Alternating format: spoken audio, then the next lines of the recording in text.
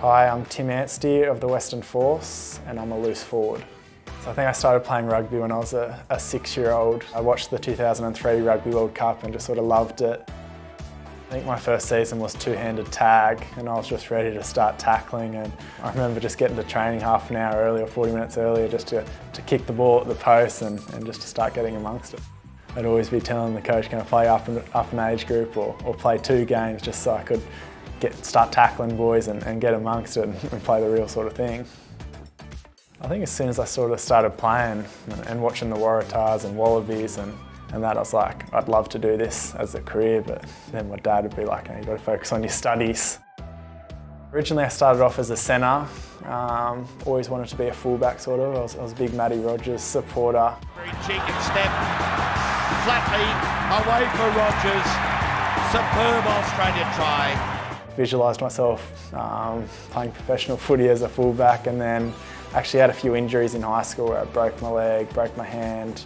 Had a few setbacks then, and then it made me hungrier more than anything. I really wanted to get good, get bigger in the gym, get better at my skill base, and I decided to want to get amongst the action a bit more and sort of came back as a flanker, number 8. I was fortunate enough to sort of make my way up the ranks and make the New South Wales youth team and Australian youth team, and then picked up a contract there, and a lot more sort of exposure started happening with rugby sevens heading into the first Olympics in 2016. And now, Anstee, has he got the pace to get away? Being chased, Anstee for the corner, Australia score! I debuted in Dubai as a 19-year-old, and I remember running out and there was crowds of 30, 40,000 there, and I sort of pinching myself a little bit, thinking I'm actually on the field and not in the stands this time. Opens up now for Anstee, one to beat. What about the step? Tim Anstee!